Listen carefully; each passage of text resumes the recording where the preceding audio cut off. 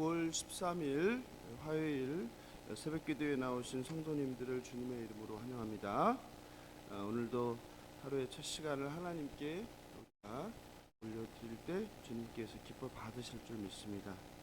명절은 잘 보내셨는지요? 오늘 찬송가 445장 회산을 넘어 홈곡에 가도 함께 부르시면서 새벽기도회를 시작하겠습니다. 445장입니다. 태산을 넘어 홈곡에 가도. 태산을 넘어 험곡에 가도 빛 가운데로 걸어가면 주께서 항상 지키시기로 약속한 말씀 변치 않네.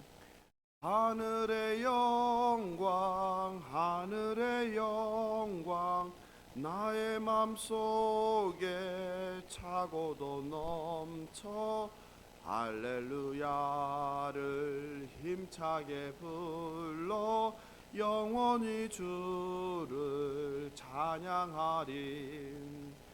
캄캄한 밤에 다닐지라도 주께서 나의 길 되시고 나에게 밝은 빛이 되시니 길 잃어버릴 염려 없네. 하늘의 영광 하늘의 영광 나의 맘속에 차고도 넘쳐 할렐루야를 힘차게 불러 영원히 주를 찬양하리. 광명한 그 빛 마음의 바다 찬란한 천국 바라보고 할렐루야를 힘차게 불러 날마다 빛에 걸어가리.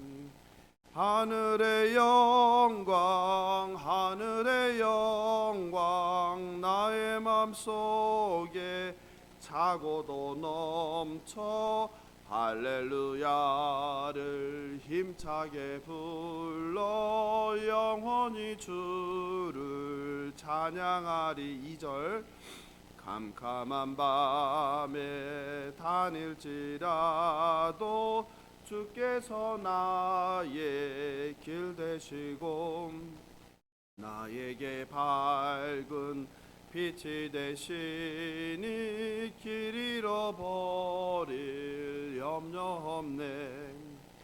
하늘의 영광 하늘의 영광 나의 맘속에 차고도 넘쳐 할렐루야를 힘차게 불러 영원히 주를 찬양하리. 며칠 전에 그 신방을 제가 갔는데요. 화성군 그 정면인가 장안면이죠. 있는데 제 휴대폰 내비가 요새 좀 고장이 났는지 어디 좀 이 도시만 좀 벗어나면은 내비가 막 헤매는 거예요. 그 내비에서 알려주는 길만 따라서 이렇게 가는데 화성 가니까 이게 또 문제가 돼서 길을 잃더라고요. 계속 뱅글뱅글 돌다가 거의 다 왔는데 한 2km를 앞두고는 아예 이게 작동을 안 하는 거예요. 그래서 어떻게 해요? 그래서 그냥 차를 세워놓고 그런 생각이 들더라고요. 이 내비가 없으니까 갈 수가 없는 거예요. 어디가 어딘지도 모르겠고 모르는 길이니까. 그래서 집사님한테 전화드려서 여기가 어디쯤 있는데 어디 앞에 있는데 도저히 찾아갈 수가 없으니까 좀 나와달라고 말씀드렸는데 그때 그런 생각이 들더라고요. 우리가 내비가 없으면은 목적지에 갈 수 없는 것처럼 우리가 하나님이 없으면 우리 인생이 늘 이렇게 헤매일 수밖에 없겠구나라는 생각이 들어요. 우리가 내비를 통해서 목적지에 가장 빠른 시간에 가장 안전하게 도착하는 것처럼 우리 삶도 하나님만 우리가 바라보고 살 때에 헤매이지 않고 오늘 우리가 찬양에서 부른 것처럼 캄캄한 밤에 어딜 다닐지라도 주께서 나의 길 되신다. 여호와 하나님께서 우리의 빛이요 또 길이요 밤의 등대와 같은 역할을 주셔서 우리가 인생에서 세상 사람들처럼 갈팡질팡 헤매지 아니하고 하나님의 그 영광의 나라까지 잘 갈 수 있게 도와주시지 않나 그런 생각. 오늘 주실 말씀을 위해서 잠시 기도하도록 하겠습니다. 우리가 이사야서 말씀을 계속 나누고 있는데요. 주일에도 우리가 말씀을 나눴지만 정말 선지자를 통해서 이 시대 한국교회와 우리에게 주는 말씀이 1700년 전 나와 무관한 사람들에게 준 말씀이 아니라 바로 이 시대를 살아가는 우리에게 주는 그 적실성 있는 하나님의 말씀임을 깨닫게 해달라고 예수에 한번 부르고 기도하겠습니다.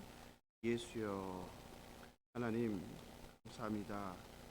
우리가 이사야서 말씀을 통해 하나님의 그 살았고 운동력 있는 말씀을 듣게 하시니 감사합니다. 하나님, 우리의 마음과 귀에 할례를 주셔서 하나님의 말씀을 온전히 들리게 하시고, 아버지, 그게 나와는 무관없는 이야기가 아니라 나에게 해당하는 말씀이요 나에게 주신 말씀으로 받게 하여 주시옵소서. 하나님께서 직접 선지자에게 주신 말씀입니다. 두렵고 떨리는 마음으로 하나님의 말씀을 받는 우리가 되게 하여 주시옵소서.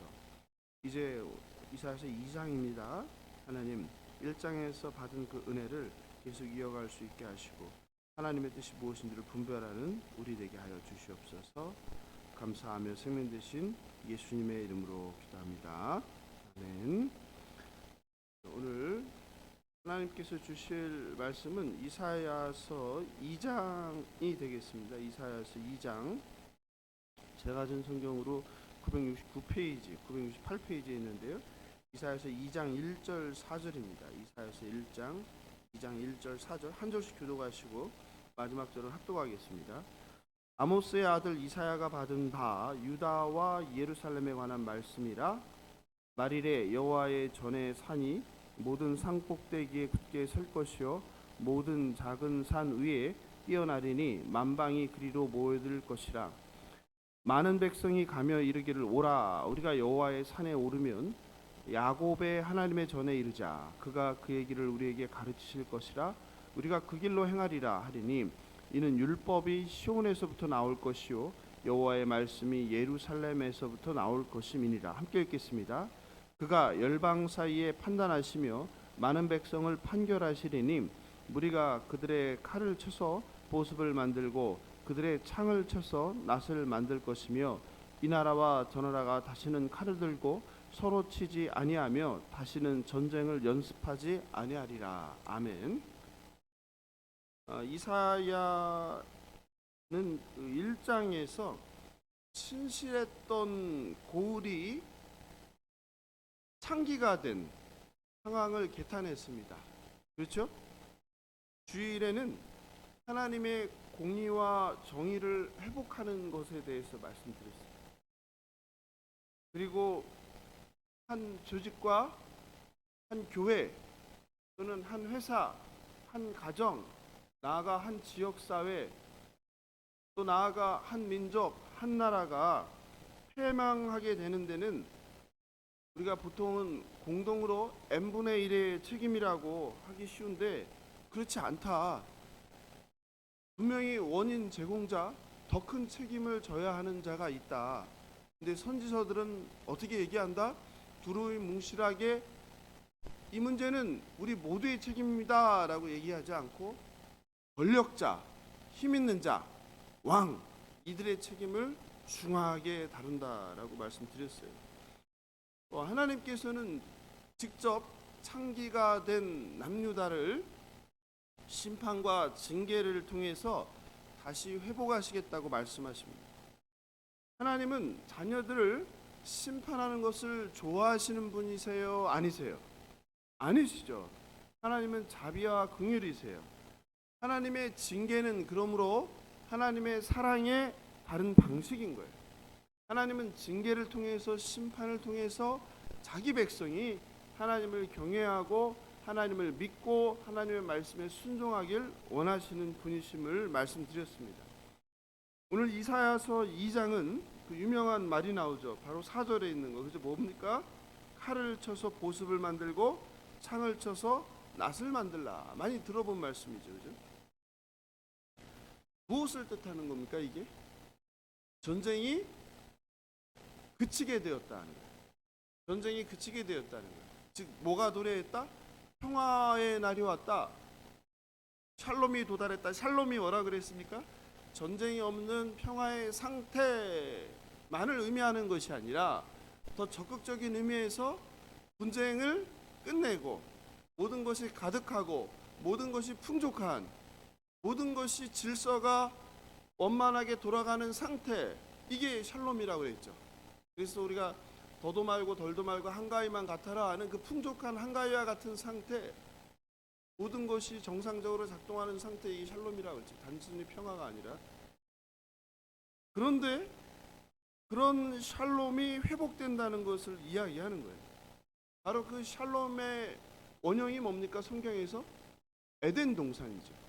그래서 성경을 통해서 하나님께서 주시는 말씀은요, 에덴의 회복이에요. 에덴의 회복. 그게 요한계시록에 나오는 새하늘과 새 땅이 바로 에덴의 회복이에요. 계속 이사야서에서도 계속 얘기하는 게 바로 에덴의 회복이에요.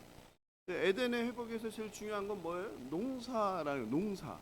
자급자족하는 거예요. 자급자족.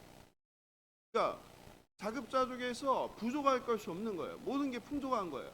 모든 것이 풍족할 때 싸움이 있습니까? 없습니까? 싸움이 없는 거예요. 그리고 자기가 땀 흘려서 일해서 자기가 얼마든지 먹고 사는 거예요. 그런데 죄로 인해서 에덴이 타락하게 되면서 뭐가 된 거예요? 불균형이 생긴 거죠. 결핍이 생긴 거예요. 그리고 사람들의 마음에 죄가 들어오면서 뭐가 생긴 거예요? 시기와 질투와 욕망과 쾌락과 이런 것들이 들어오면서 이제 뭐로 안 되는 거예요? 나 혼자 먹을 거로 안 되는 거예요. 그걸 어떻게 해야 돼요? 남이 못 먹어 죽어도 좋으니 나는 쌓아놔야 되는 거예요. 이게 세상 나라가 된 거죠. 그래서 성경이 말하는 것은 바로 그런 에덴의 회복인데 2장 4절에 칼이 보습이 되고 창이 낫이 됐다는 게 바로 에덴의 회복을 의미한다. 평화가 찾아왔다라는 것을 상징해. 농사잖아요. 농사라는 게 바로 그걸 상징하는 거예요. 농사. 그래서 사실 성경적인 가장 거룩한 직업은 뭐예요? 농업이에요. 농업. 농사는 뭐만 바라보고 살아야 돼요? 하늘만 바라봐야죠. 하나님께서 주시는 비, 바람, 공기, 태양, 이거 바라보고 사는 거예요. 근데 오늘날 농사는 그렇지 않죠. 그걸 거스리죠. 어떻게 해야 돼요? 어떻게든 더 많이 생산하기 위해서 약을 치죠. 그리고 하나님이 말씀하신 농사는 가을에 추수하고 봄에 씨 뿌릴 때까지 뭐 해야 돼요? 쉬어야 되죠. 그래서 우리가 어릴 때 시골 가면 시골에서 어르신들이 다 뭐 했어요? 예? 모여서 술 한잔 하시고 화투하시고 노셨어요. 성경이 말하는 건 뭐예요? 안식이에요. 안식. 그러니까 성경은요, 참 그래, 우리 인간에게 안식을 주신 거예요. 쉬어야 된다는 거예요. 근데 농사라는 게 딱 그런 거예요. 열심히 봄부터 가을까지 일하고, 그리고 이제 추수하고, 그리고 하나님께 감사 예배를 드리고, 그 다음에 한동안 어떻게 하는 거예요? 재충전하는 거예요. 땅도 어떻게 하는 거예요? 재충전하는 거예요. 근데 지금 농부들은 어떻게 돼요? 그렇지 않죠. 어떻게든 더 많이 생산하기 위해서 또 뭘 만들어요? 비닐하우스를 만들어서 제철 과일도 아닌 것을 인위적으로 만들어요. 이게 다 욕심이죠, 사실 욕심. 그러니까 지금은 농부들도 힘들죠. 모두가 다 힘든 거예요. 모두가 수고하는 세상이에요. 모두가 땀 흘려요. 그런데도 뭐가? 항상 결핍이죠. 많이 가졌는데도 뭐가요? 부족한 거예요. 우리가 지금부터 수십 년 전에 우리 인간이 사는데 필수품이 한 몇 가지라고 그랬어요? 한번 우리 권사님들, 집사님들 어릴 때 생각해 보세요. 집에 있는 거 한번 세보세요. 몇 가지예요? 50가지가 안 돼요. 아무리 많아야 100가지가 안 해요. 근데 지금 집에 있는 거 한번 세보세요. 몇 가지예요? 기본적으로 아무리 가난한 분도 수백 가지는 있을걸요. 우리 어릴 때 식탁이 어디 있어요? 그죠? 밥상, 책상이 어디 있어요? 밥상이 책상이고 접으면, 그죠? 그러니까는 물건들이 많아지니까 뭐도 많이 필요해요. 집도 점점 커져야 되는 거예요. 그죠? 제가 저 어릴 때 우리 방 하나에서 엄마, 아빠, 누나, 동생, 나 같이 다 자고 거기서 밥 먹고 뭐 공부하고 이렇게 했다 얘기하면 우리 집사람은 어디 뭐 구석기시 대사하느냐 이렇게 놀리는데 그렇게 많이 살았잖아요, 그렇죠? 또 화장실 가려면 뭐방 집안에 화장실이 어디 있어요? 나가서 뺑 둘러서 저 장독대 밑에 글로 가야 돼, 그죠? 그래서 요강 놓고 살았고, 그죠? 옛날 얘기를 하게 되네요. 그런데 그때에 비하면 어마어마한 부자가 된데도 계속 뭘 느껴요? 상대적 빈곤을 느끼잖아요. 결핍. 이게 죄죠, 그죠? 이사야 2장의 주제는 바로 여호와의 날입니다. 그 2장 2절을 볼까요? 거기 뭐가 나옵니까? 말일에 나오죠. 말일에. 그 마지막 날이죠. 마지막 날이 바로 뭐예요? 여호와의 날. 다른 말로 뭐라고 합니까? 심판의 날이에요. 심판의 날. 심판의 날. 심판의 날이라는 것은 이중적 의미를 갖습니다. 성경에서 구약 성경에서 여호와의 날은 굉장히 중요한 주제인데요. 여호와의 날 요엘서도 나오잖아요. 미가서에도 나오고 여호와의 날은 이중적 의미를 갖는다. 저와 여러분 예수를 믿는 자들에게는 무슨 날입니까? 심판의 날이 구원의 날. 구원의 날. 믿지 않는 세상 사람들에게는 어떤 날이에요? 심판의 날. 이게 여호와의 날. 2장 2절에서 바로 그 얘기를 하는 겁니다. 하나님을 경외하고 하나님을 믿는 백성들에게는 구원의 날이요, 하나님을 경외하지 않고 하나님을 멀리하는 자들에게는, 세상을 사랑하는 자들에게는 심판의 날이 바로 여호와의 날인데, 바로 2절에 그게 임한 거죠. 말일에 여호와의 날에 여호와의 전에 산이 모든 산 꼭대기에 굳게 선다. 이게 무슨 말입니까? 도대체 말이 어렵게 썼는데, 여호와의 전에 산은, 여호와의 전에 산이 뭐 너무 어렵게 했죠. 이게 무슨 말이에요? 여호와의 전은 뭐예요? 성전이 성전, 그죠? 예? 즉 여호와의 전의 산이라는 것은 시온산을 말해요. 시온산. 그러니까 성전이 있는 그 시온산이 모든 산, 세상에 많은 높은 산들이 있잖아요. 그러니까 모든 산보다 더 우뚝 설 것이다. 모든 산 위에 설 것이다, 이런 말이에요.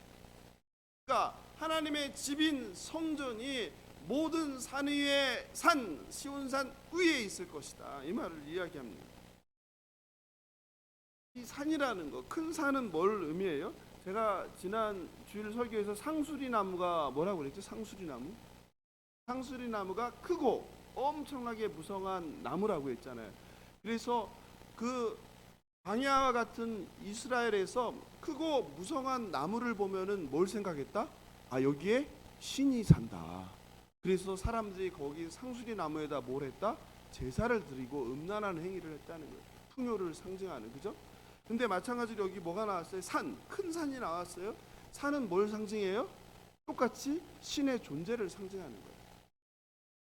그런데 어떤 산이, 하나님의 전이 있는 성전이 있는 시온산이 뭐다? 그 세상에 많은 신들 중에 가장 위대한 산이다, 가장 높은 산이다, 이걸 뜻하는 겁니다. 이해되시죠? 3절을 같이 읽어보겠습니다. 많은 백성이 가며 이르기를, 오라, 우리가 여호와의 산에 오르며 야곱의 하나님의 전에 이르자.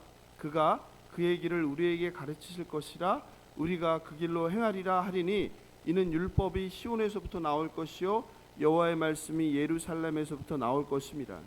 여기 보니까 되게 재밌어요. 많은 백성이 가면서 이야기를 해요. 그러니까 많은 백성은 모든 민족이란 뜻이에요. 모든 민족이 가고 있습니다. 어디로 가고 있어요? 바로 그 여호와의 산 시온산으로 가고 있는 거예요. 그리고 어디에 이르자? 야곱의 하나님의 전 성전에 이르자 얘기하는 거예요. 그렇죠? 왜 가는 겁니까? 그곳에서 누가? 하나님께서, 너무 중요한 말이에요. 하나님께서 하나님의 길을 우리에게 가르치실 것이다. 이방인들은 뭘 믿는 사람들이에요? 이방신을 믿는 사람이죠. 바알을 믿고 그모스를 믿고 제우스를 믿고 이방신을 믿는 사람들인데, 그들이 이야기하는 거예요. 여호와의 전에 가자, 성전에 가자. 왜? 거기에 가면 하나님께서 우리에게 가르쳐 주신다. 뭐를? 하나님의 길. 하나님의 길이 뭐예요? 율법이죠. 율법. 하나님의 법도, 하나님의 말씀을 가르쳐 줄 것이다. 놀랍지 않습니까? 바로 전쟁이 끝나고 심판이 끝나고 모든 나라가 회복돼서 샬롬, 평화가 이르는 것을 상징하는 말이죠. 희망의 메시지죠. 그러므로 선지자들은 항상 뭘 얘기했습니까? 심판과 함께 희망을 이야기합니다. 희망. 모든 선지자들. 희망이라는 것은 항상 뭐 뒤에 오는 거예요? 심판 뒤에 오는 거예요. 그리고 이제 4절에서 창을 쳐서 낫을 만들자, 칼을 쳐서 보습을 만들자. 이제 전쟁이 끝났다는 거죠. 전쟁 무기였던 칼과 창이 뭐가 됩니까? 농기구가 되는 거예요. 농업이라는 것은 뭘 상징한다고 했어요? 평화라는 거죠. 에덴의 회복이죠. 보습은 뭡니까? 보습은 가지치기 할 때 사용되는 칼이에요. 그런데 신기한 건요, 이사야 2장 2절 4절이 미가서 4장 1절 3절하고 동일합니다. 한번 찾아보시겠어요? 미가서. 우리가 새벽이지만 그래도 한번 소선지서 중에 미가서를 가서 보세요. 미가서 뒤로 가면 있어요. 소선지서 미가서 4장으로 한번 가보십시오. 미가서 4장. 제가 가진 성경으로는 1293페이지에 있네요. 1293페이지. 미가서 4장 1절 3절입니다. 찾으셨어요? 1293페이지 미가서 4장 1절 3절 같이 읽어보겠습니다. 끝날에 이르러는 여호와의 전의 산이 산들의 꼭대기에 굳게 서며 작은 산들 위에 뛰어나고 민족들이 그리로 몰려갈 것이라. 곧 많은 이방 사람들이 가며 이르기를 오라 우리가 여호와의 산에 올라가서 야곱의 하나님의 전에 이르자. 그가 그의 도를 가지고 우리에게 가르치실 것이니라. 우리가 그의 길로 행하리라 하리니 이는 율법이 시온에서부터 나올 것이요 여호와의 말씀이 예루살렘에서부터 나올 것임이라. 그리고 그가 많은 민족들 사이에 이를 심판하시며 먼 곳 강한 이방 사람들을 판결하시리니 우리가 그 칼을 쳐서 보습을 만들고 창을 쳐서 낫을 만들 것이며 이 나라와 저 나라가 다시는 칼을 들고 서로 치지 아니하며 다시는 전쟁을 하지 아니하고. 나오죠? 똑같죠? 이거 어떻게 우리가 이해해야 돼요? 예? 어떻게 이사야서에 나오는 말씀이랑 미가서에 나오는 말씀이 똑같습니까? 예? 어떻게 배우셨어요? 왜 똑같다고 배웠어요? 예? 생각도 못 하셨어요? 세 가지 주장이 있죠. 미가가 이사야의 말씀을 인용했다. 또 거꾸로 어떻게 같은 시대의 사람이니까 이사야가 미가의 말을 인용했다. 또 세 번째 주장은 뭐야? 이사야와 미가가 참고했던 또 다른 책이 있었다. 근데 되게 학자들은 세 번째에 많이 방점을 두고 있습니다. 이사야와 미가 선지자가 참고했던 어떤 책, 어떤 구절이 있었다. 이렇게 참고해서 알아두십시오.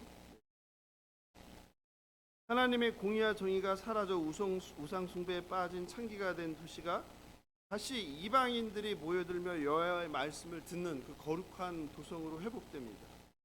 즉 어떤 땅이에요? 우상 숭배로 그 수치, 살인자가 가득했던 하나님의 공의와 정의는 사라졌던 수치와 절망과 핍박의 그 땅이 뭐가 되는 거예요? 평화의 희망의 땅이 되는 거예요. 그렇죠? 그런데 2절을 보면 2절을 한번 다시 보겠습니다. 2절이 중요한데요. 좀 이상해요. 뭐가 이상합니까? 어떤 게 이상해요? 이런 평화를 회복을 시작하는 것이 이스라엘 백성입니까? 남유다 백성입니까? 아니면은 이방인입니까? 여호와의 전에 산에 몰려가는 게 남유다 백성이에요? 이방인들이에요? 예? 누가 몰려갑니까? 2절에 3절이죠. 3절. 누가? 많은 백성이 가며 이르기를 오라 우리가 여호와의 산에 오르자. 누구예요? 이방인들이에요. 이방인들입니다. 이게 핵심이에요. 즉 제사장 나라, 이스라엘이 제사장 나라잖아요. 제사장 나라인 이스라엘이 모든 민족을 향하여 열방을 향하여 너희들 그러면 죽어. 그러니 여호와를 믿어야 돼. 너희들이 믿는 신은 다 가짜야. 그런 신은 없어. 하나님만이 유일한 신이야. 우리가 하나님 말씀을 배우자. 여호와의 성전으로 모여라. 그러면 하나님의 말씀을 가르쳐 주실 것이다. 이렇게 해야 되는데 그렇지 않다는 거예요. 아이러니죠. 이방 사람들이 오라 오라 오라, 우리가 여호와의 산에 올라가자, 야곱의 하나님의 전에 이르자. 그러면 하나님께서 하나님의 도를 우리에게 직접 가르쳐 주실 것이다. 그러면 우리가 그 말씀을 받고 우리가 어떻게 한다? 그의 길로 행하리라. 주객이 전도되었습니다. 예수님도 똑같이 말씀하셨죠. 뭐라고 말씀하셨어요? 처음 된 자가 나중되고 나중된 데가 먼저 된다. 즉 우리가 무엇을 자랑하면 안 돼요? 나의 신앙을, 나의 믿음을 자랑하면 안 되는 거예요. 내가 교회를 몇 년 다녔는데 이런 말 많이 하시잖아요. 그런 말씀 하시면 돼요? 안 돼요? 안 되는 거예요. 여러분, 처음 믿은 사람의 신앙이 더 좋을 수 있는 거예요. 실제로 그래요. 순전해요. 순전해요. 한번 생각해 보세요. 처음 예수님 만났을 때 당장이라도 목숨을 내놓을 듯이 믿지 않으셨어요? 처음 믿는 사람은 순전해요. 순전해요. 어쨌든 이방 사람들로 하여금 시온이 세상의 중심이 되고 모든 민족의 관심을 받게 됩니다. 하나님은 특정 지역, 특정 민족의 신이 아닌 모든 나라, 모든 민족의 신임을 증명하십니다. 하나님은 이스라엘만의 하나님이 아니라 모든 나라, 모든 민족의 하나님이라는 것을 신약 시대에 바울을 통해서만 증명한 게 아니라 구약에서도 하나님은 말씀하고 계십니다. 그러니까 구약과 신약은 별개가 아니에요. 그죠? 그런데 중요한 것은 바로 이 일을 누가 하신다는 거예요? 하나님께서 직접 하신다는 거예요. 2절에 보면 누가요? 그가 그의 길을 우리에게 가르치실 것이다. 하나님은 우리를 찾아오시는 하나님임을 믿으시기 바랍니다. 내가 하나님을 찾아가는 것이 아니라 우리를, 자녀를, 백성을 찾아오시는 하나님, 그 사랑과 긍휼의 하나님을 믿으시기 바랍니다. 그리고 우리에게 말씀하십니다. 하나님의 백성이 어떻게 살아야 하는지, 예수님의 제자가 어떻게 살아야 하는지, 그의 길이라는 것은 그의 법도죠. 율법이죠. 그죠? 모세 오경이죠. 이걸 가르쳐 준다는 거예요. 우리가 믿는 믿음이라는 것은 굉장히 구체적인 거예요. 추상적인 것이 아닙니다. 모세 오경이 얼마나 구체적입니까? 하나하나 우리의 행동과 우리의 삶과 우리의 말과 모든 걸 통제하죠. 그죠? 오늘 설교 제목이 우리가 그 길로 행하리라입니다. 참된 믿음이라는 것은 배우고 깨닫고 믿는 대로 살아내는 것입니다. 삶이 수반되지 않는 것, 행동이 수반되지 않는 믿음은 거짓 믿음이라고 초대교회 총회장이신 누가? 야고보께서 말씀하셨어요. 이것이 다름 아닌 하나님과의 관계를 맺는 것입니다. 바라옵기는 힘써 여호와를 배우는, 힘써 하나님의 말씀을 배우는 저와 여러분 되기를 바랍니다. 하나님의 말씀이 하나님의 법도입니다. 그 말씀을 알아야 그대로 살 거 아니겠습니까? 저와 여러분이 말씀을 배운 대로 믿고 깨달은 대로 행하는 주님의 거룩한 백성 되길 예수님의 이름으로 축원합니다. 우리 청년들이 너무 아름답죠. 제가 올렸는데, 제가 그 수원 지역의 보육원 아이들을 돕기 위한 하나님 사랑 씨앗 통장을 만들자고 했잖아요. 한 성도가 이제 헌금한 돈을 씨앗으로 해서 주일날 그 얘기를 나누고, 또 추석 명절에 우리 청년들이 우리 평생 외롭게 혼자 사신 고아였던 우리 집사님을 찾아가서 식사를 대접하고 선물을 대접하는 이런 이야기를 나누면서 청년이 또 제안을 한 거예요. 우리가 뭐 대학생이고 청년이라 돈은 없지만 일주일에 커피 한 잔 그거를 먹지 말고 3,000원, 2,500원을 그 씨앗 통장에다 넣으면 어떻겠냐, 이런 제안을 한 거예요. 얼마나 참 우리 청년들이 순수합니까? 찬성했죠. 그래서 제가 그 얘기를 했어요. 우리가 지금은 이 50만 원이라는 씨앗으로 시작하지만 이게 여러분들이 이렇게 일주일에 한 잔 커피를 아껴서 내게 되면 다른 성도들도 감동을 받을 것이고, 그러다 보면 이게 커질 것이고, 또 목사님이 아는 분들한테 이야기를 전하면 또 이게 자라나서, 지금은 우리가 이 돈으로 할 수 있는 게 별로 없겠지만 이제 언젠가는 정말 놀랍게 하나님께서 기뻐하시는 일이라면 수원에 있는 보육원 아이들을 다 도울 수 있을 정도로 이게 자라날 수 있을 것이다. 제가 그래서 그날 일요일날 주일날 그 우리가 씨앗 통장으로 이렇게 청년들이 한다는 걸 올리자마자 뭐가 왔어요. 제가 아는 목사님이 저한테 답장을 보냈잖아요. 자기가 아는 집사님이 이거를 듣고서 도와주고 싶어 한다고. 놀랍지 않아요? 하나님이 이런 분이세요. 저는 늘 이렇게 하나님 사역하면서 이렇게 소름 끼칠 정도로 하나님께서 이렇게 간섭하시고 인도하시는 걸 보면서 야, 정말 은혜다라는 생각이 들어요. 한 시간도 안 걸렸어요. 바로 그냥 연락 와서 동참하고 싶다고. 그래 이렇게 확대돼 나가면 우리 교회가 비록 작은 교회이지만 사실은 우리의 생각은 작지만 우리 크신 하나님께서는 우리의 생각을 초월해서 하나님의 역사를 이 작은 교회를 저와 여러분을 통해서 힘없는 우리들을 통해서 가난한 우리들을 통해서 행하신다는 것을 믿으시는 저와 여러분 되시길 바랍니다. 네, 오늘도 말씀 생각하면서 우리가 그 길로 행하리라. 하나님은 우리에게 가르치시는 분이고 우리가 그 말씀을 배워서 그 길로 행하리라 이렇게 결단하고 나아가는 시간 되면 좋겠습니다. 예수여 한번 부르고 오늘 말씀 붙들고 여호와의 날 우리가 그 길대로 행하리라 기도하는 여러분 되면 좋겠습니다. 예수여